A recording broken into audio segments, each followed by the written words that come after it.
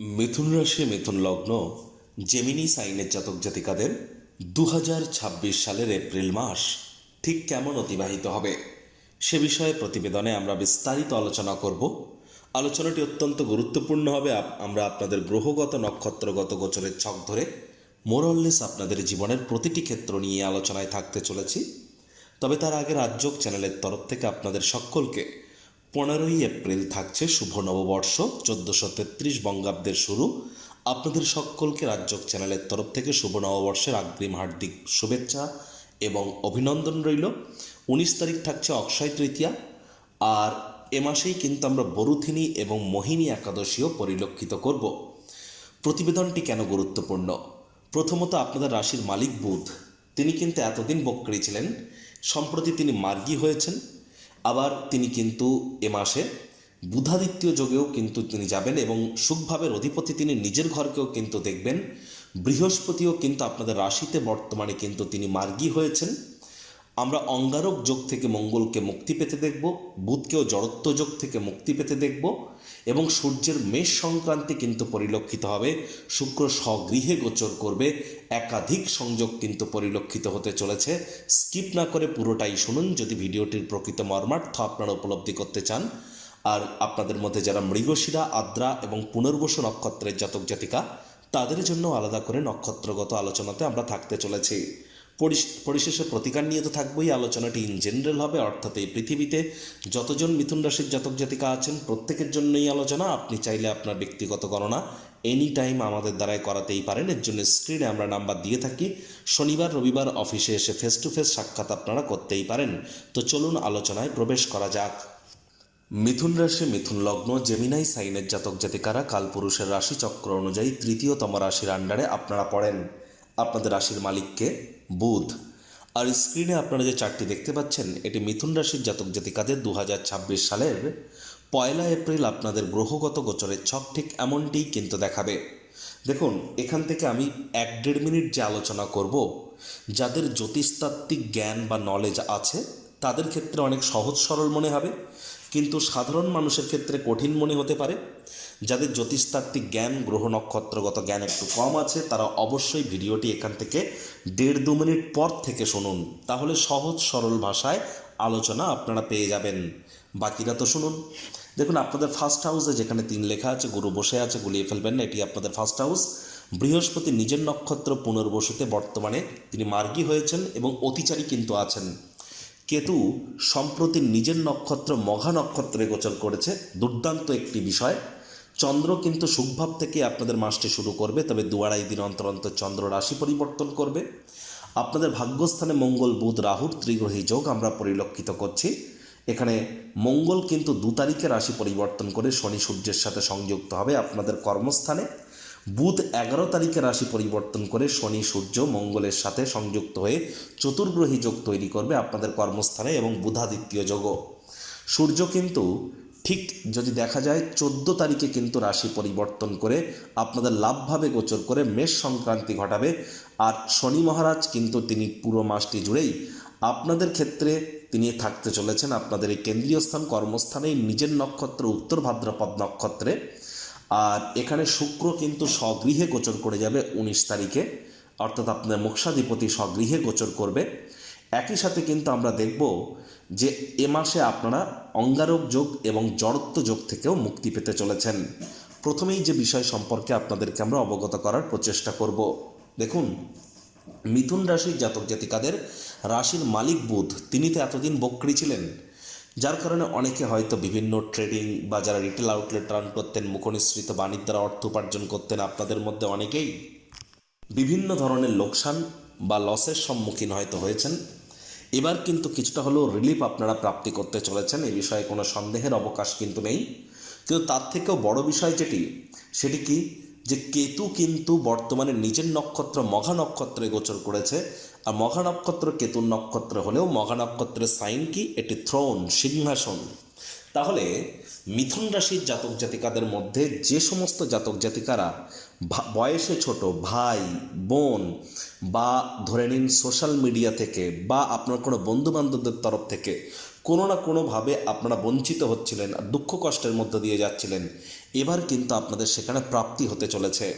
18 বছর পর কেতুর এই নক্ষত্রে গোচর, এটি কিন্তু আপনাদের শুধু এ মাস নয়, আসছে বেশ কয়েক মাস আপনাদেরকে মহিমান্বিত করবে। হঠাৎ করে অর্থের আগমন আপনাদের ক্ষেত্রে ঘটতে পারে।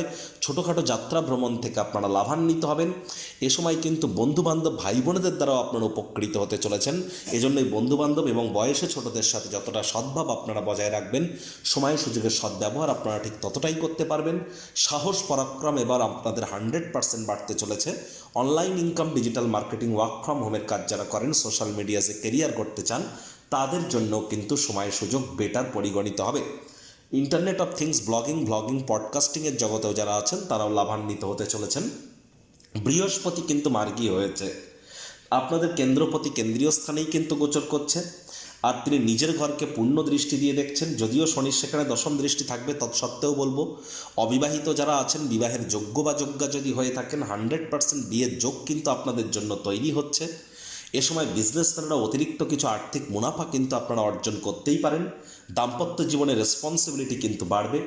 যারা সন্ততি গর্ভধারণ করার জন্য প্ল্যানিং করছিলেন, তাদের জন্যও কিন্তু সময় সুযোগ ভালো। অবশ্যই সময় সুযোগের সদ্ব্যবহার কিন্তু আপনারা করতেই পারেন। তবে একটি জিনিস কিন্তু আপনাদের মাথায় রাখতে হবে যে দেখুন, গুরু রাহু কিন্তু নবপঞ্চমে পুরো মাসটি জুড়েই কিন্তু থাকতে চলেছে। মস্তিষ্ককে ভ্রমিত হতে দেবেন না।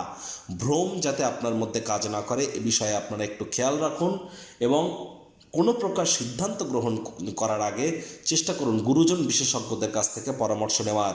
বুধ রাহুর জড়ত্ব যোগ কিন্তু 11 তারিখ পর্যন্ত থাকছে। 11 তারিখ পর্যন্ত জীবনের ব্যাপারে, কেরিয়ারের ব্যাপারে, ফাইন্যান্সের ব্যাপারে, সমাজের ব্যাপারে কোনো প্রকার গুরুত্বপূর্ণ সিদ্ধান্ত গ্রহণ করা থেকে আপনাদেরকে বিরত থাকার পরামর্শই আমরা প্রদান করছি। 11 তারিখ থেকে 14 তারিখ এই যে সময়টি, সূর্য বুধের বুধাদিত্য যোগ আমরা আপনাদের কর্মস্থানে পরিলক্ষিত করব এবং সূর্যও কিন্তু তখন বুধের নক্ষত্র রেবতী নক্ষত্রে থাকবে।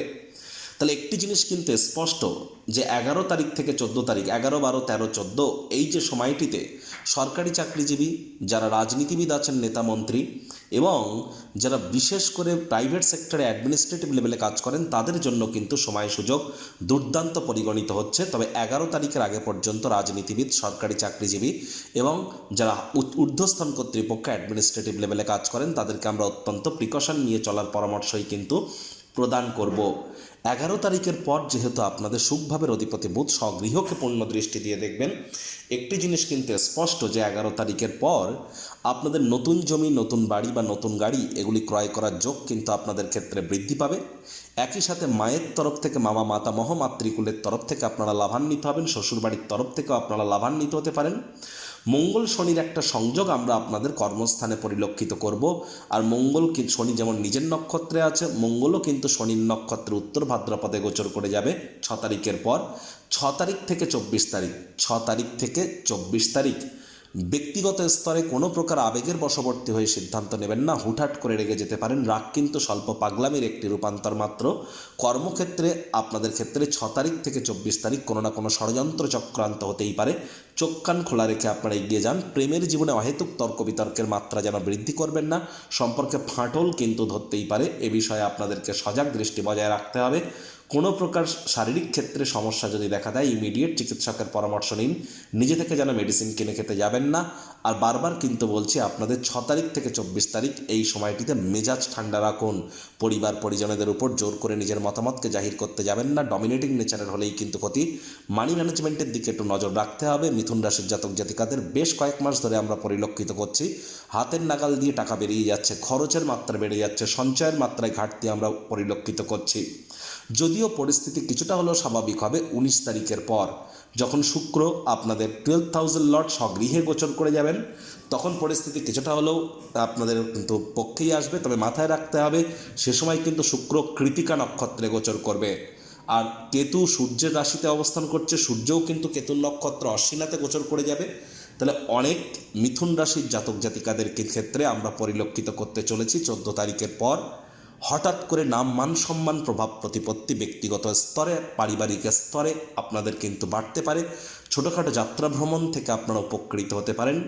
ইভেন যারা পলিটিশিয়ান, সরকারি চাকরিজীবী, নেতামন্ত্রী বা বিরোধী পক্ষে আছেন, তাদেরও ক্ষেত্রে 14 তারিখের পরের সময়টি তুলনামূলক ভালো। 19 তারিখের পরের সময়টি আরও বেটার পরিগণিত হতে চলেছে আপনাদের ক্ষেত্রে।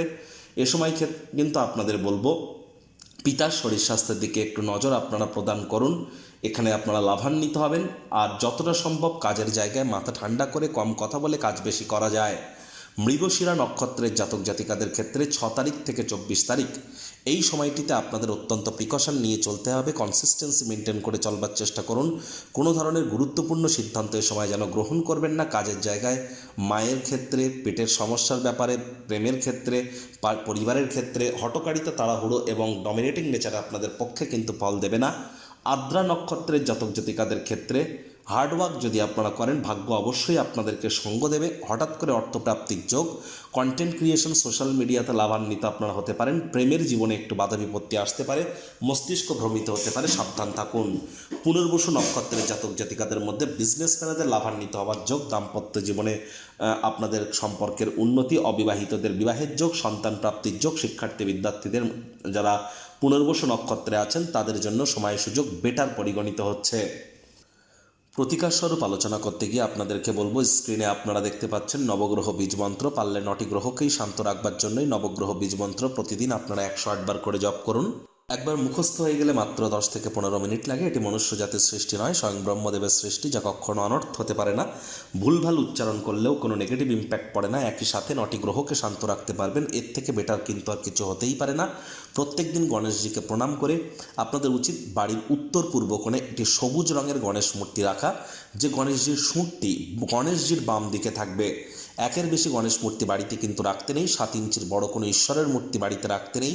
দরজার আশপাশে, বাড়ির বাইরে কোনো ঠাকুরের ছবি রাখতে নেই। মৃত ব্যক্তির ছবি রাখলেও ঢেকে বা উল্টে রেখে দিন। মানি ব্যাগ, পার্স কখনো প্যান্টের পকেটে রাখবেন না। আর চেষ্টা করুন মা কালী, কাল ভৈরব, 10 মহাবিদ্যার ছবি গৃহে না রাখাটাই আপনাদের ক্ষেত্রে বেটার। যদি গুরুদেবের পারমিশন থাকে তো আপনারা করতে পারেন। যারা দীক্ষা নেননি, ইমিডিয়েট দীক্ষা নিন। বৃহস্পতি কিন্তু একটানা 7.5 বছরের জন্য অতিচারী হয়েছেন, তারাই কিন্তু প্রোটেকশন পাবেন। যারা দীক্ষিত, মাথায় রাখবেন ভয় দেখাচ্ছি না, এটি আপনারা মেনে চলুন। আধ্যাত্মিক ক্রিয়াকলাপের সাথে যুক্ত থাকুন। বাড়ির কোনো অংশে ঝুল ময়লা যেন জমতে দেবেন না। আর পিঁপড়ে দেখতে পেলে পিঁপড়েদেরকে যেন মারবেন না। পিঁপড়েদেরকে চিনি বা বাতাসার গুঁড়ো আপনারা খেতে দিন। হাইজিন মেনটেন করুন, বাসি খাদ্য খাবার খাবেন না। এগুলি করে চলুন। অবশ্যই দেখবেন এ মাসটি আপনাদের জন্য অভূতপূর্ব কোনো কিছু বয়ে আনতে চলেছে। সংসারে অশান্তি, প্রেমে বাধা বা বিবাহে অনিশ্চয়তা, ব্যবসাতে ক্ষতি বা চাকরিতে ডামাডোল, অসুস্থতা, দুঃখ, দারিদ্রতা থেকে কিছুতেই রেহাই মিলছে না, পরীক্ষায় ফেল, তাহলে আর দেরি কেন? জীবনের যাবতীয় সমস্যার সমাধান করব আমরা। বাস্তুশাস্ত্র, সংখ্যাতত্ত্ববিদ্যা, লাল কিতাব, বৈদিক জ্যোতিষশাস্ত্র, কৃষ্ণমূর্তি প্রভৃতি পদ্ধতিতে জন্মছক বিচার করা হয়। প্রয়োজন অনুভব করলে স্ক্রিনে ফ্ল্যাশ হওয়া নম্বরে যোগাযোগ করতেই পারেন।